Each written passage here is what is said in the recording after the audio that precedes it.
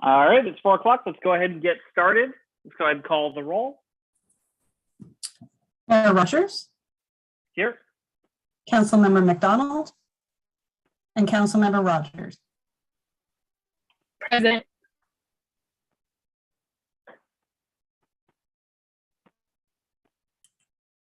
All members are present with the exception of Councilmember McDonald. Excellent. So I appreciate Councilmember Rogers for being here. We are going to reorder really quickly the agenda. We've got public comment for non-agenda items listed as number 2 and department reports listed as number 3. If your inbox is anything like mine, you've received some correspondence that I'm sure we'll hear about in item number 2.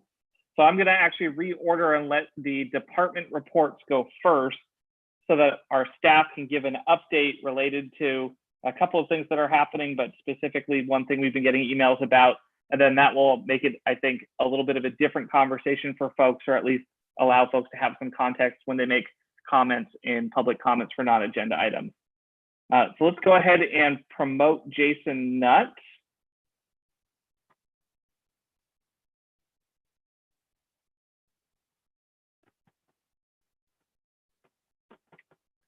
And Jason, I'll let you go ahead and kick it off, and then I'll see if Tasha has anything to add for department reports.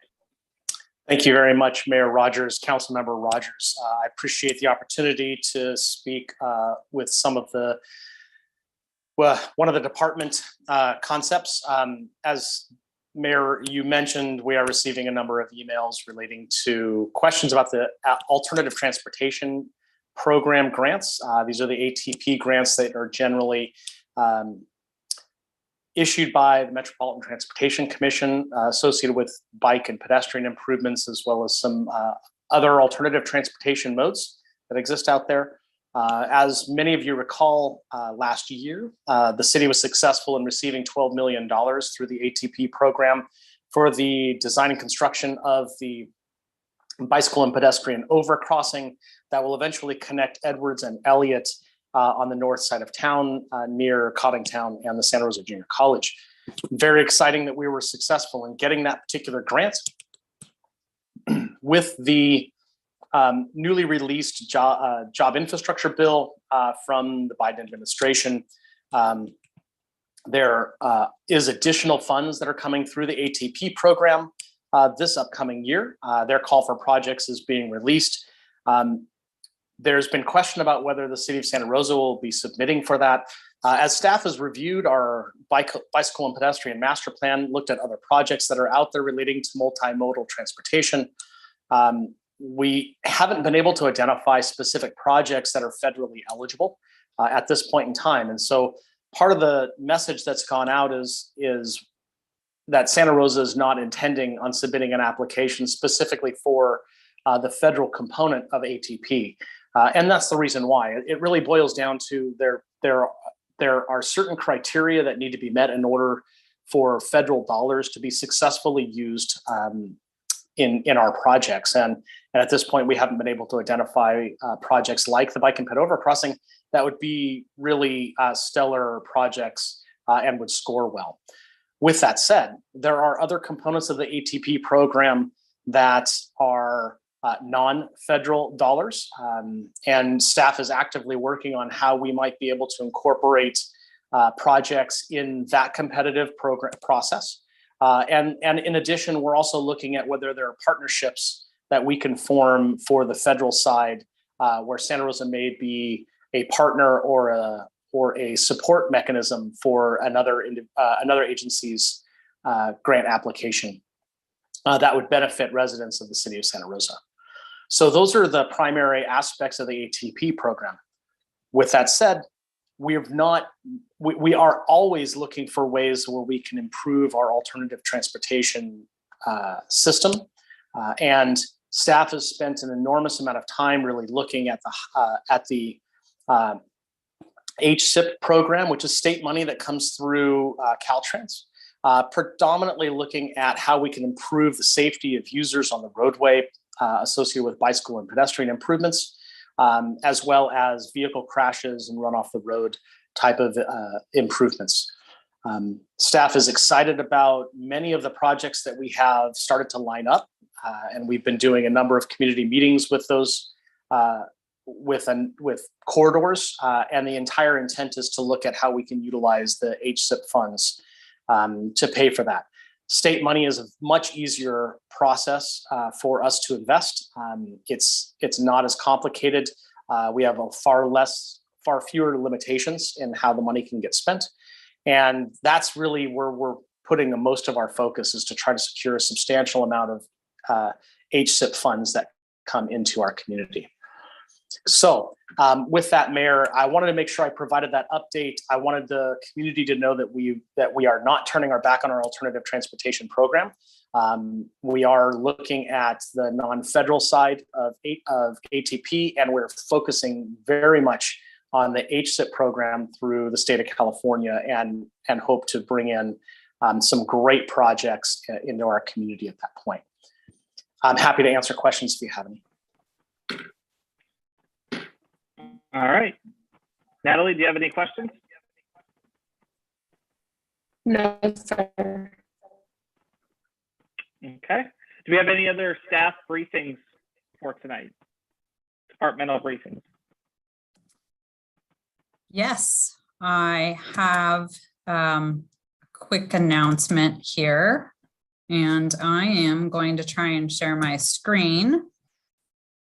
Roberta can allow me to do that. You should be a co-host, Todd, and be able to share your screen. Okay, I'm not sure why it normally works. Doesn't seem to be working today. Okay, here. I apologize. Okay, I don't know if this is not going to come through here. All right, well, I guess I'm just going to chat through it then. So I wanted to let you know about some upcoming events in this month. And we have an Arbor Day celebration that's happening this Saturday. And it's in honor of Luther Burbank. It's happening at the Rincon Valley Community Park in Santa Rosa. And that is from 9 until 12. And there will be a tree planting that we are hoping to plant 50 trees. And there will be kids events and all kinds of fun things happening. So please come out and join us and enjoy that day and plant a tree. We have the St. Patrick's Day 5K that's happening in Courthouse Square on March 13th, the following day. And that is from 11 a.m. until 2. That's going to be another fun event. So we hope you can also join us for that and cheer on all of our runners. And then there's the Water Smart Garden Maintenance Workshop that's happening on March 13th as well. And that's at Santa Rosa Junior College.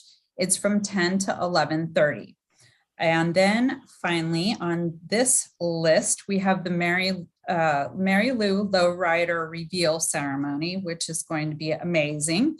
That's going to be at Santa Rosa City Hall in the parking lot. That's March 26th from 4 to 8 p.m. And you can go on our event calendar on our city website and find out about all these different things. And then I also want to let everyone know that we are bringing Earth Day back again this year. So taking a little hiatus, but we're coming back. That'll be Saturday, April 23rd. It's going to be from 11 to 2 in Courthouse Square. And we would invite you all to walk, bike, and roll on over. We're going to have live performances from Zun Zun. And we are going to learn how to go green by saving water, energy, and then also we'll have an area for climate-friendly transportation information. We will also have bike parking there as well. And we'll also have an area that will be for zero waste living, and you can come over and find out more about that. And then we'll also be handing out Water Smart toolkits as well. We'll have our kids' activities will be back, and that can all be found at srcity.org/Earth Day. So we hope that you'll come out and enjoy all those events. And then we have Fix a Leak Week, and that is March 14th through 20th. We're going to have, it'll be promoted through various social media channels.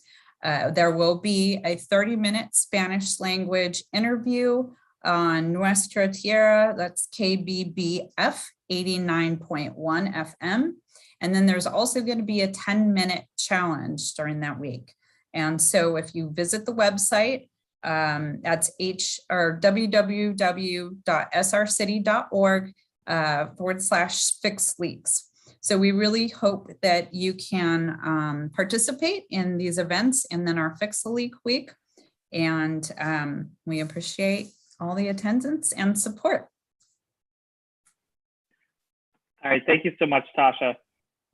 Let's go ahead and go to public comment on our departmental reports for today. If you do have a comment, go ahead and hit the raise hand feature on your Zoom. We'll start with Michael and then go to Eris. I'll ask the co-host to put up the timer screen. Thank you. And Michael, one moment. Michael, I've unmuted you. You can go ahead and unmute on your end. Yeah, can you hear me?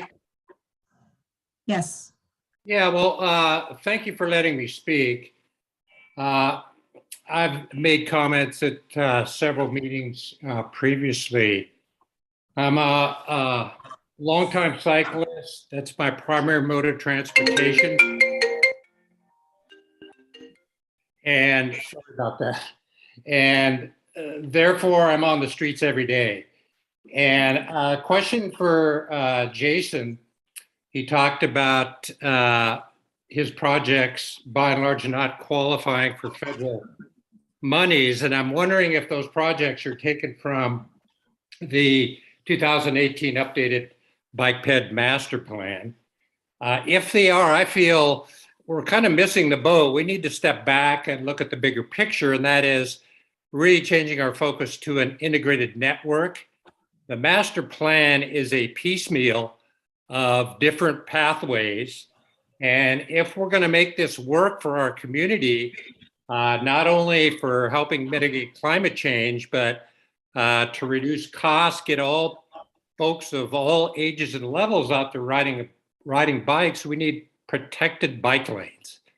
Survey after survey indicates that. So that's my question to him. And if we could reframe it and ask for monies relative to an integrated network of bike paths.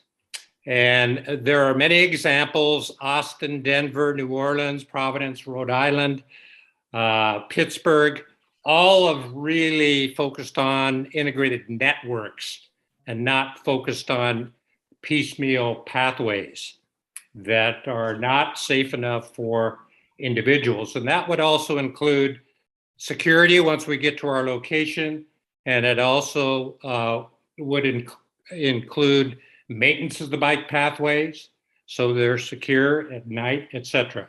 So that's my question and my comments, and I hope we move forward. We have an opportunity here, and we have to let it be known that we're working for an integrated network. Thank you. Great, thank you so much, Michael. And we'll take comments, and then I'll have Jason reply back to some of the things that he hears. Eris, followed by Chris. Thank you. Eris Weaver, Executive Director of the Sonoma County Bicycle Coalition. And don't worry, I won't repeat anything that I already sent you in writing. I know that the city is a large entity with many moving parts and competing priorities. And when the city or any organization or individual even sets goals, there's a sweet spot between setting goals so high that they're impossible to achieve, and on the other hand, making them so easy that it doesn't really stretch you, right? We want goals that are a little bit beyond our reach to keep us striving for improvement. But then those of us who set those overarching goals from our role up at the 10,000 foot level are not the same people who are working on the ground. And the message doesn't just trickle down all on its own. It's the responsibility of those of us who set those goals. And when I say we, I'm including myself as the leader of my organization. We have to engage in the difficult work of culture change, because invariably some individuals and some departments or units within our organization are inevitably more open to change than others are. Just now, Mr. Nutt, in talking about this funding program, 3 times referred to it as the Alternative Transportation Program. That is not the name of it. It is the Active Transportation Program. That might seem like just semantics and a small difference, but that is actually a really key cultural difference. Saying alternative transportation is still keeping the car centric, and that everything else is, oh, just some other alternative. Active transportation is transportation in which we use our own bodies. It is a mind shift that needs to filter its way into that whole department. I talk with staff a lot, and you know, when I didn't get a satisfactory answer from lower level staff, which was why I contacted Mr. Nutt and gave a week before escalating to give you a chance to respond. And I would have been happy to talk and find out more.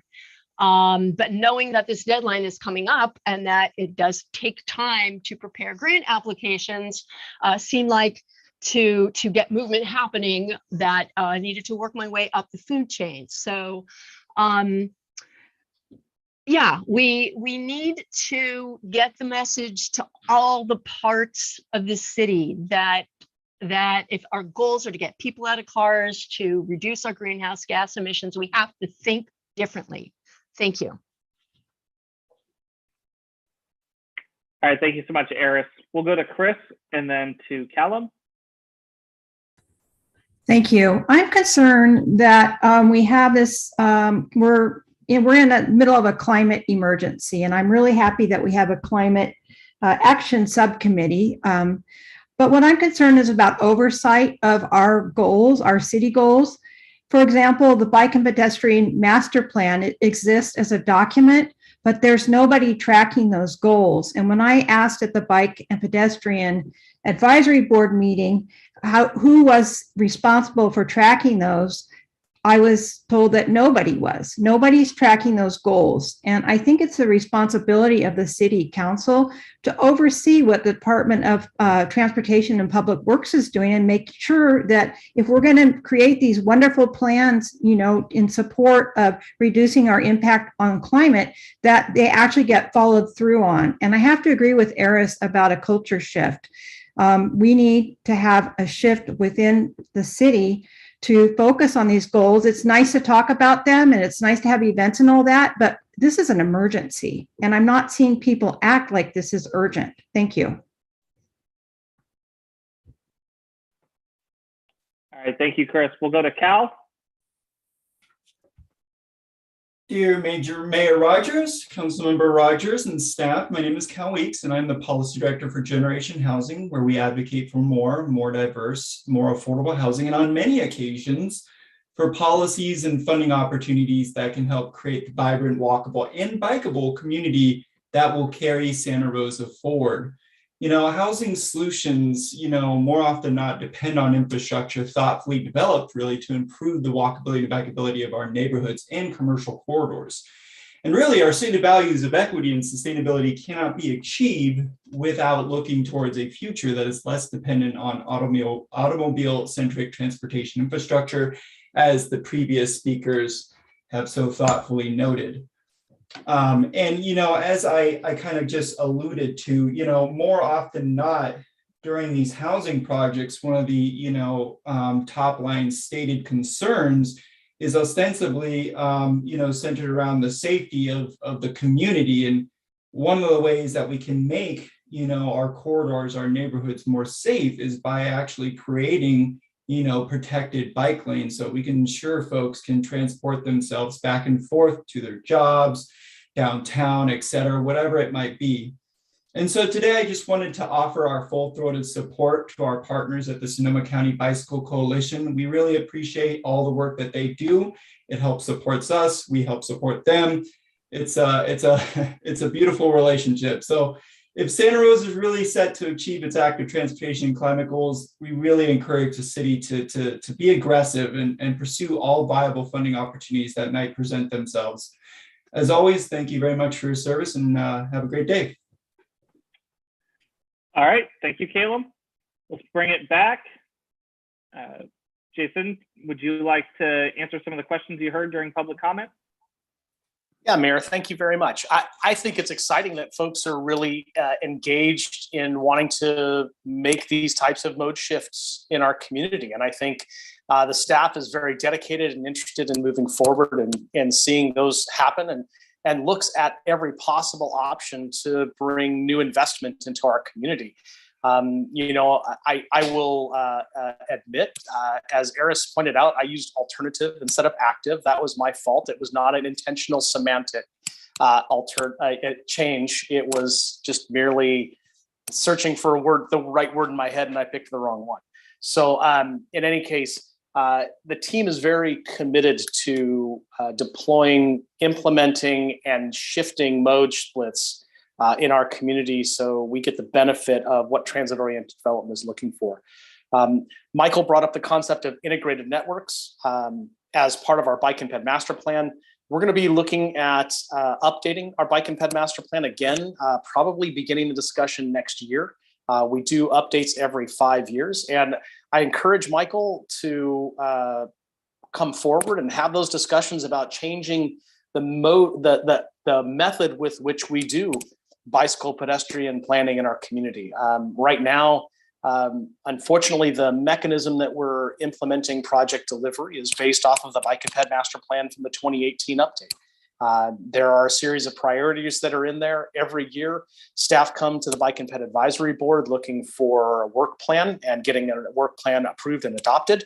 That then gets translated into the capital improvement program, which council approves every year.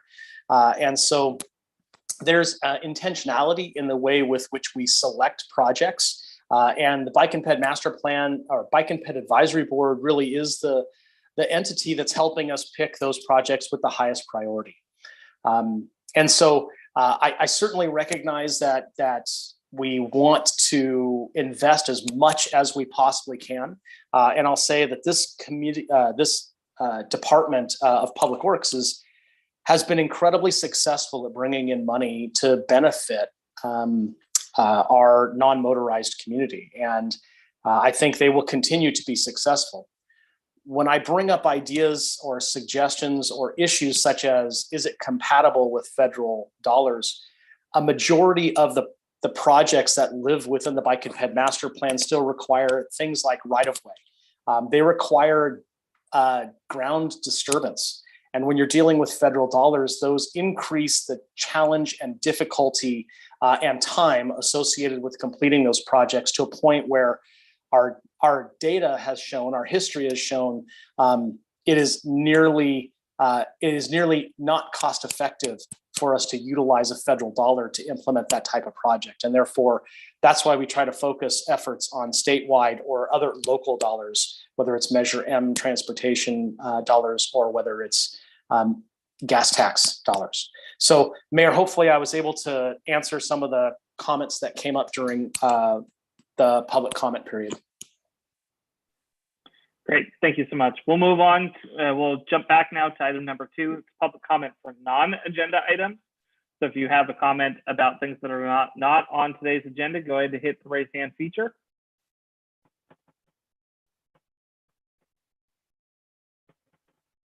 Okay, I'm not seeing any hands. I'm guessing it's because most of them were on that specific item. Let's go on to new business. Item 4.1, our Sonoma climate mobilization strategy update. And I believe we have BC here.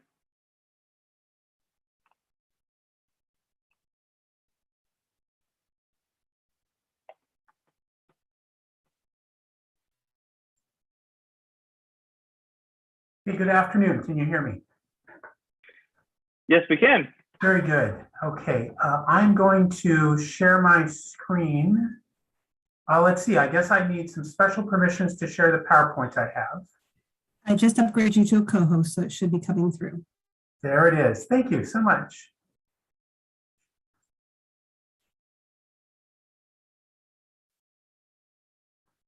Okay. One more moment while I get this set on my end. I just want to confirm, can you see the my opening screen there? Yep. Okay, great. Well, good afternoon, Mayor Rogers and Councilmember Rogers. My name is BC Capps. I'm with the Sonoma County Regional Climate Protection Authority. Many people know us by our acronym, RCPA. First off, I wanted to thank the subcommittee for having me speak today, and I wanted to thank the city staff for the invitation and for getting me all set up as part of the presentation. So I move on to my next slide. So my purpose today is I'd like to give you updates on several efforts that we are working on here at RCPA that may be of specific interest to the city. These are included in the 4 items here on the slide. Wanted to speak briefly about our community-wide greenhouse gas inventory we're working on. Wanted to talk about our proposal for the banning of the construction of new gas stations that we've been working on with a number of jurisdictions. Touch on some of our policy objectives for last year, and then talk about some of our upcoming policy objectives that we're going to be working on for the next year that I believe has some application for the city. So before launching into that, though, I did want to give just a little bit of a brief overview and a background on our Sonoma climate mobilization strategy, which all of these items are connected to. In a little bit of a history, in 2009, the RCPA board passed a climate emergency resolution, which was then followed on by all of the jurisdictions, all the cities and towns within Sonoma County, so that we have all 10 local jurisdictions have now passed climate emergency resolutions.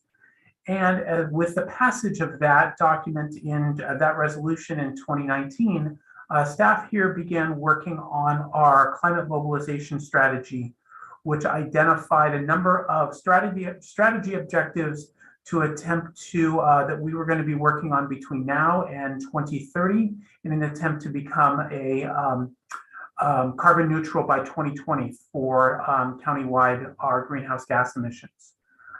These are grouped into these strategies are grouped into 4 major areas. The first one is decarbonization, and that's looking at reducing greenhouse gas emissions from building energy, from transportation, and from solid waste. Our second major area of initiatives are around carbon sequestration and ecosystem services. Those really have to do with getting carbon stores back in the ground, back into the trees, back into the soil. Third, we have an initiative area on resilience and adaptation. That's really looking at climate adaptation and resilience techniques for how we can continue to function and survive as the climate changes around us. And our fourth major area is equity and community engagement. And that really has to look at a lot of the overlaps between our climate initiatives and the climate initiatives and social equity concerns. That document was adopted by our RCPA, by our governing board in March 2021. An initial set of priorities were established at that point.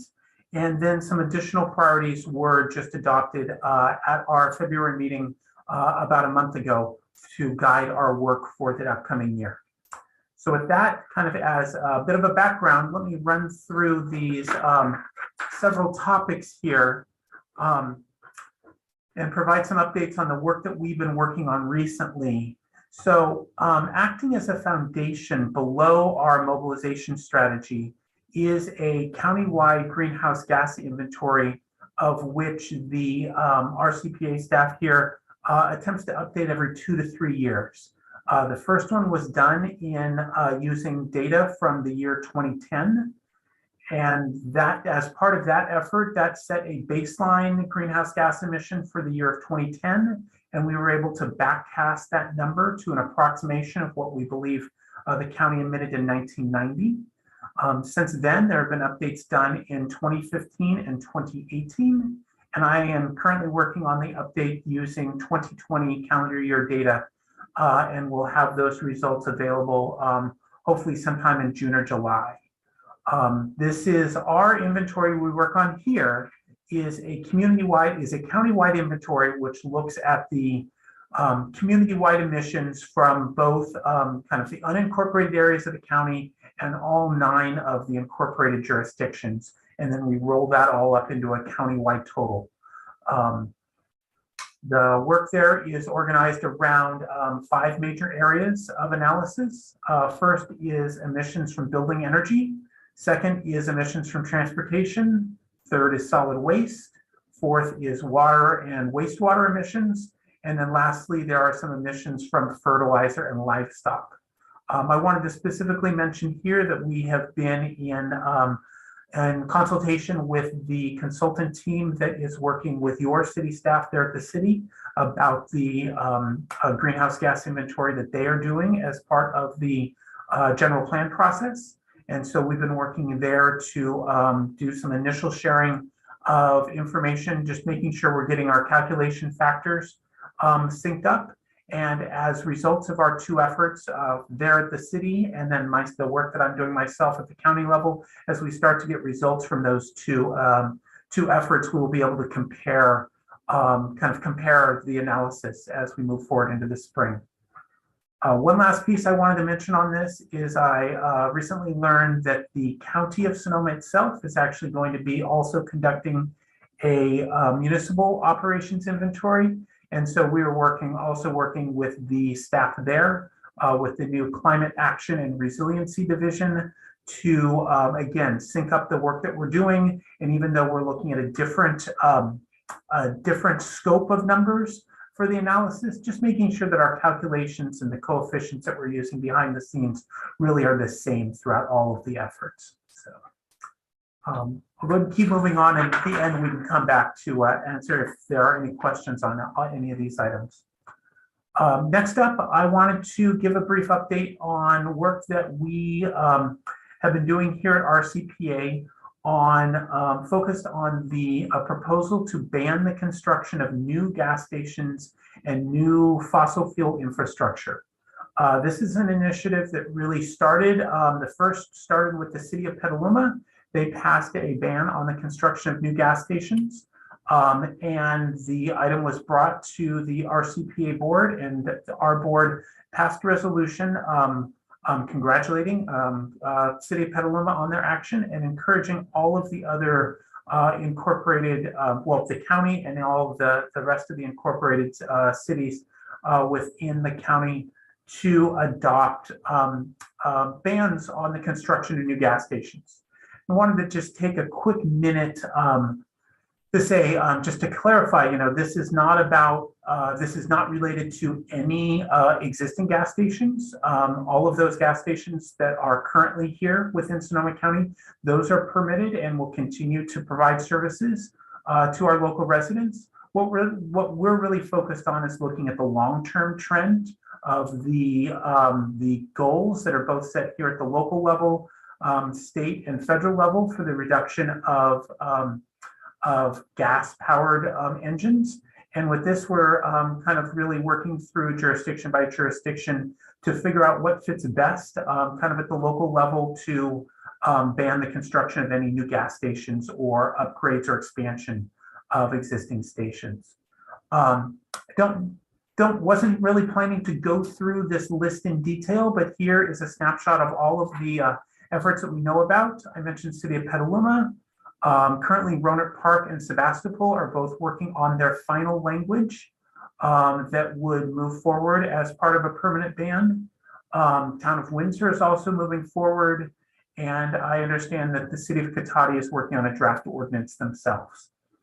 So I think that, one last detail I just realized I wanted to add. One wrinkle that has come up with this, and I know that having listened to the discussions at this subcommittee and the direction that's been given to city staff looking for an ordinance for the city of Santa Rosa, one thing that that has come up and I wanted to pass along a recommendation is we're really encouraging to keep this action focused on specifically on gas stations and the construction of new gas stations and banning that construction. Any additional actions that the city would want to take on encouraging EV infrastructure, encouraging additional charging stations, looking at alternative fuel or fueling stations using hydrogen or other fuels. I think those are all laudable goals, but our encouragement is to really keep those separate, if possible, from this topic, and possibly to pass things kind of in a 1-2 fashion so that they can be looked at together, but really to kind of keep the discussion around the new gas stations focused on those stations, and let the other alternatives that we would like to encourage kind of have their own kind of to move forward at their own pace.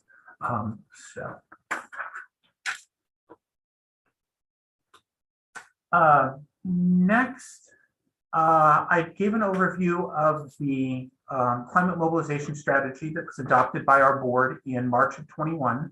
And this here is a list of some of our accomplishments during the course of the first year of working on that strategy. These are items that are kind of specifically that were identified by the board for priority actions. There's a few I just wanted to call out here. Underneath the work on decarbonization around building energy, I wanted to highlight the work we've been doing as part of the Bay Area Regional Energy Network. BayREN is the acronym they go by. This services provides incentives and consultation for residents and businesses that are interested in making energy upgrades to their homes. And we have a whole slideshow on that topic if it would be of interest for either this subcommittee or for the council as a whole to talk about services that are available through BayREN. I also wanted to specifically call out work within the transportation sector of where we are looking here. Our staff at our CPA, we are co-located, housed with the Sonoma County Transportation Authority.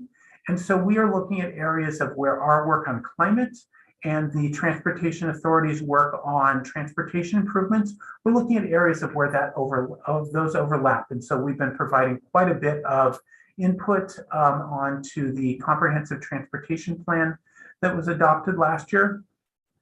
And as well as you can see the work there that we've been doing on banning the construction of new gas stations throughout the county. Under resilience and adaptation, wanted to highlight the report that we released this last year from in conjunction with the Urban Land Institute. This work was co-sponsored by the city of Santa Rosa. We worked very closely with the planning team there to host a group. It was a virtual hosting, but we brought together a group of they were 10 or 12, I think, individuals from around the United States who were convened by Urban Land Institute, who spent quite a bit of time learning about Sonoma County and provided us back with a recommendation report for us to consider on adaptation and resilience techniques. So we here are working through those recommendations and looking how we can integrate them into our climate mobilization strategy.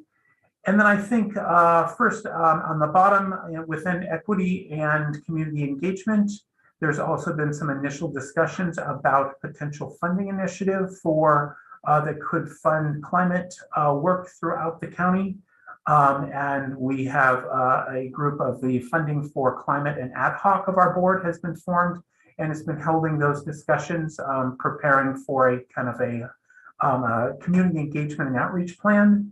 And then on kind of social equity topics as well, we also here at staff at our CPA and SCTA recently gone through the first kind of crash course on equity training, and we're looking at areas where we've started development on kind of a larger equity framework that we can use for public engagement and across all of our programs to really try to more deeply integrate concerns, kind of issues of social equity across the board in all of our programs, top to bottom.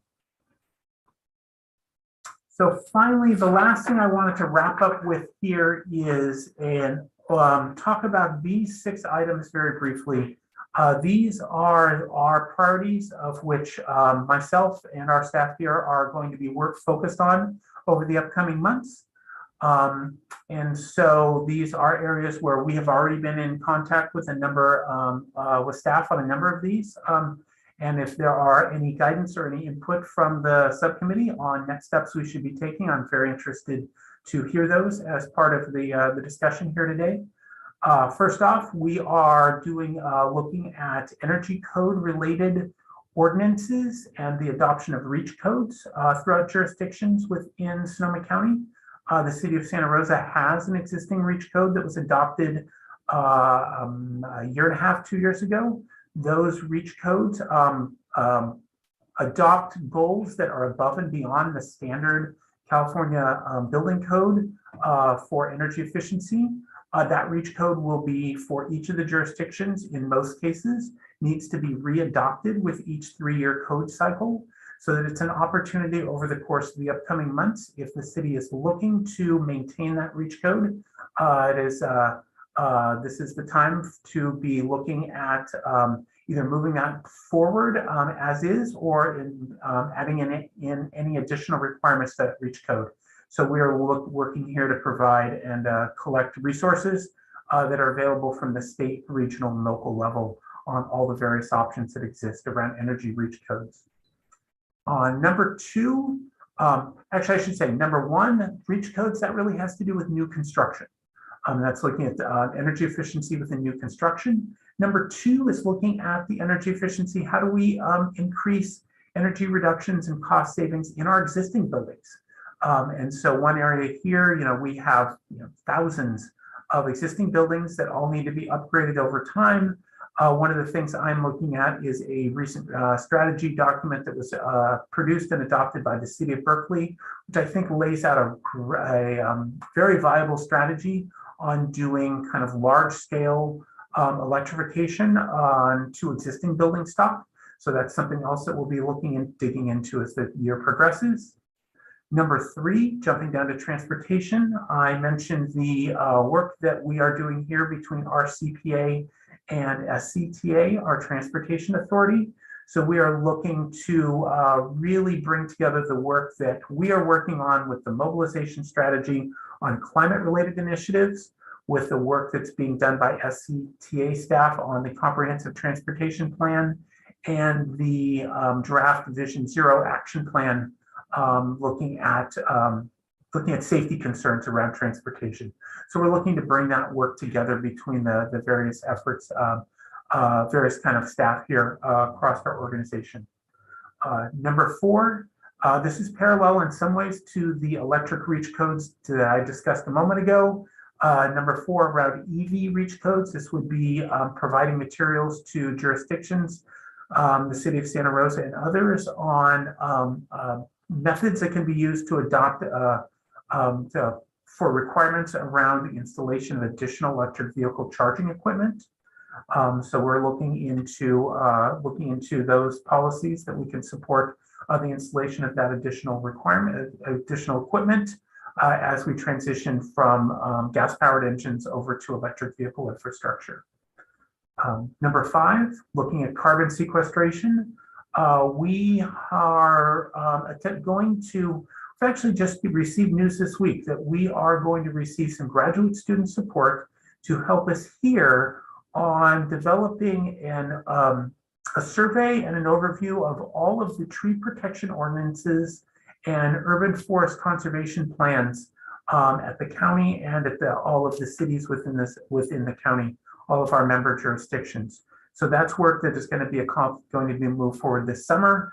We're looking to better understand what is the existing tree protections that are out there, what would be some model ordinances that could be used if the city or others wanted to update and upgrade their tree protection ordinances or their longer term conservation and management plans around kind of urban trees. And then we really want to focus that on what are the techniques we can use to really maximize carbon sequestration, with looking at the ways that trees planted even within our cityscape can really be used as to reduce carbon, reduce airborne carbon over the longer term. Finally, and I'll wrap up with this, I understand the city of Santa Rosa and a number of other jurisdictions are moving forward on general plan updates, either updating their entire general plan or updating some specific sections. And we're looking at areas where staff here at RCPA can provide some guidance and involvement with how to more deeply integrate climate risk and climate mitigation strategies as part of those general plan updates. So I want to also look at ways that we can more integrate carbon sequestration into that work. So with that, that concludes my presentation. I'm available to answer any questions that may have come up from the subcommittee. And I just wanted to say thank you again for having me here today to present. All right, thank you so much, BC, and we really appreciate the update. And it's some substantial work that you guys are doing. My main question for you is about working with partners. Obviously, you're here working with the city of Santa Rosa, and it's been sort of a push-pull on policy development, which I've really appreciated. When we've pushed forward on things, we've had RCPA support. And then when RCPA has been able to get all of the cities on board with the same sort of thing, we've been, Santa Rosa has always been willing to help adopt and refine some of those things. But what about groups like Sonoma Clean Power? And I know that they are looking at electrification. I think that the term is going to be electrify everything. How's the RCPA working in conjunction with others to try to drive policy and make sure that we're all working together? Let's see. Sonoma Clean Power is not an official member of our governing board, but we do have regular check-ins with staff at Sonoma Clean Power. And I believe we met just last week or the week before, where we are, there's a triumvirate of groups that we are working very closely with. RCPA is working very closely with both Sonoma Clean Power and with the county's Energy and Sustainability Division. And those three groups together, those three organizations together, we really try to stay in constant contact about the work that we're doing, how the overlaps of where that work is, and how we can kind of provide support to each other. So I don't know if I can go into specific details on projects, but that is I would say it's a relationship that is in very good standing and that is kind of in regular communication, both at our kind of executive board level, as well as kind of at the staff level. Excellent. And then what type of feedback, when we go to public comment here, what type of feedback would be helpful for you, just from our folks who are regularly engaged with our committee? What would be helpful for RCPA to hear?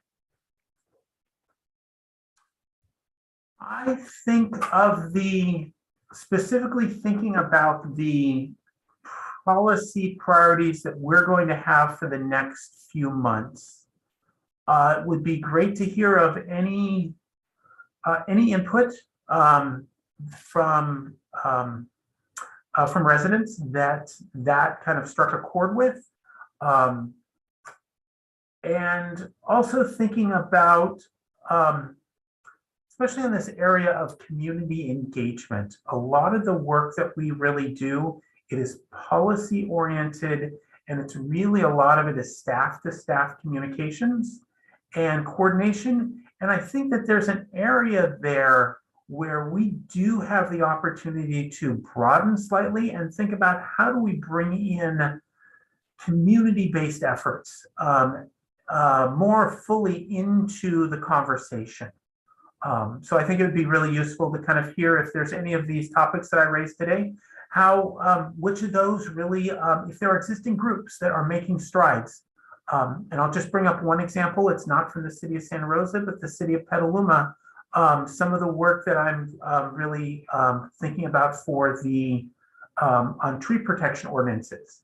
That is actually a direct outgrowth of some conversations I had with a group there, Petaluma Relief, who is working on urban forestry issues in Petaluma and has interest in sharing the information that they've been gathering for their city across the rest of the county. So. Okay, thanks, BC. Sure. Natalie, do you have anything? Yes, thank you for your presentation. I was just gonna, when I was very interested in the community engagement piece of it, all of it, I'm very interested in actually, to see it implemented and done. But I was very interested in the community engagement aspect of it, and I wanted to make sure that that we not lose sight of when we say community engagement. I think that's a term that is so broadly used now, and I think it is used for the BIPOC community when people think of community engagement. But when we're talking about the climate period, I think that we need to look at people that have a lower socioeconomic and people that otherwise maybe have not explored the benefits of climate change and why that is important and how they can contribute and what in little ways that what things that they can do to contribute and more of an educational stance. And I don't know if you ever watch our meetings, but I'm so big on like education and just really getting out there and educating the community and asking them how they feel like they can contribute. Because the same staff, we tend to sit around the table the same. And so our juices, we don't always, we're not always in the community in different ways as our constituents are. And so when we ask, you know, what is it that we can do for you, then we tend to get a better response. And so I just wanted to bring that part up because I think it is so important that we not only look at the BIPOC community, but we look at other communities that might not look at the climate action the same. Sure. Let's go to our public comment then on this item, if you don't mind, DC. We'll start with Alexa.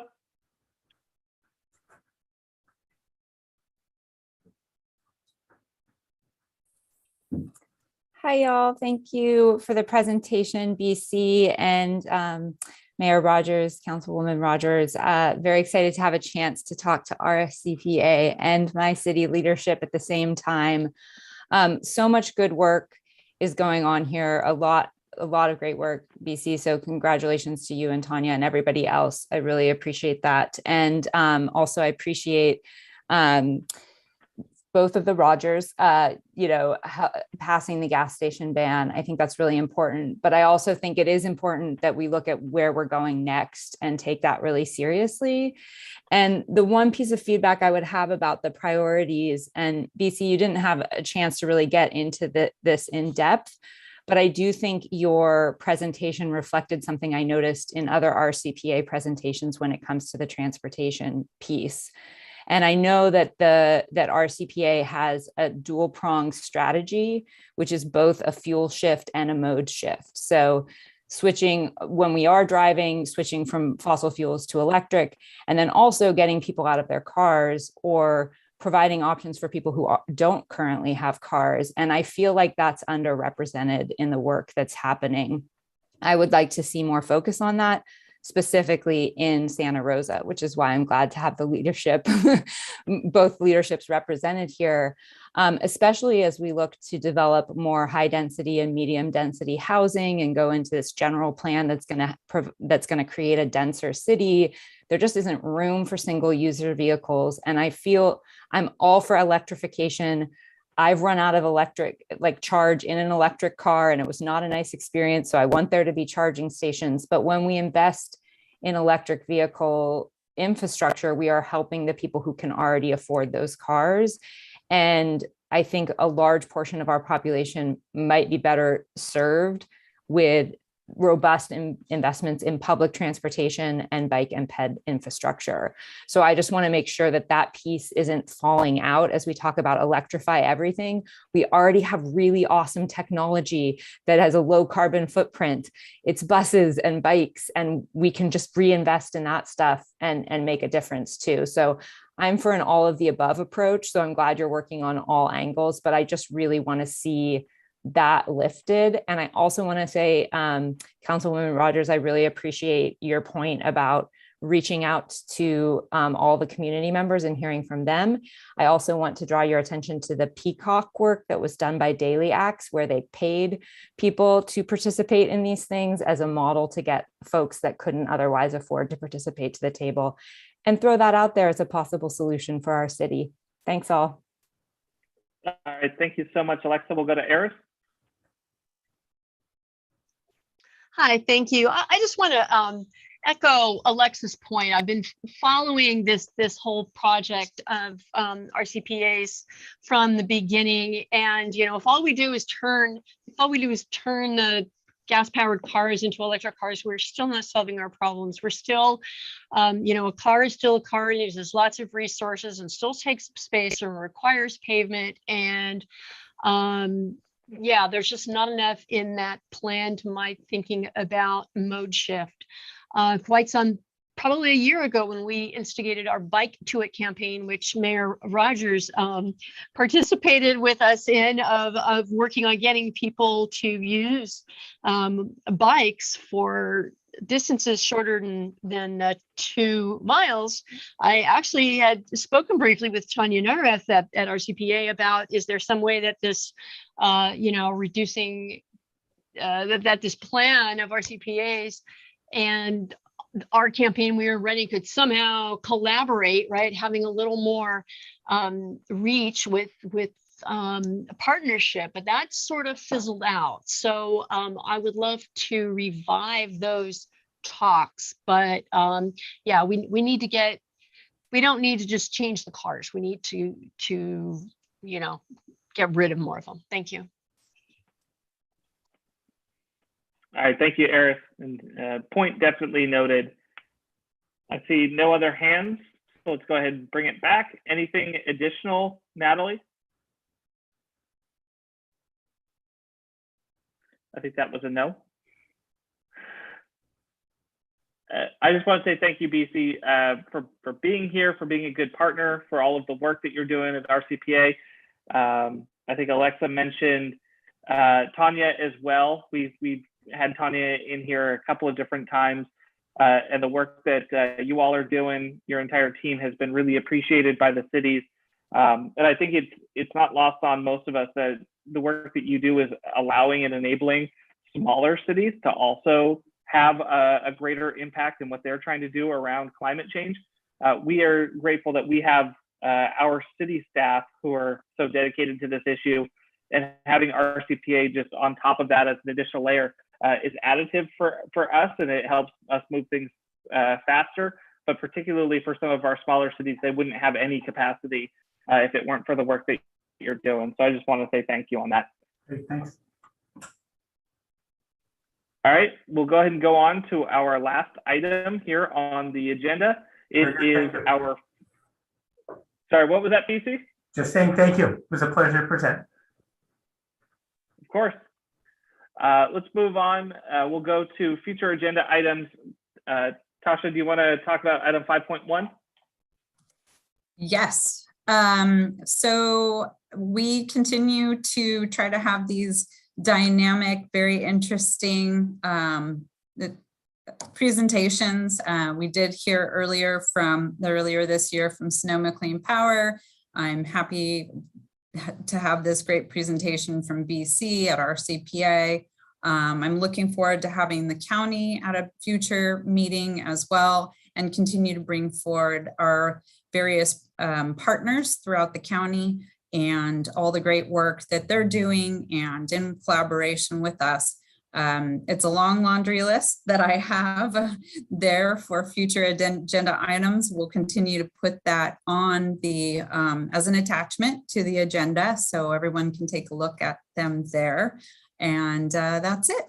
So thank you very much. All right, Natalie, any questions? No, sir. All righty, we'll look to the public and see if there's any hands.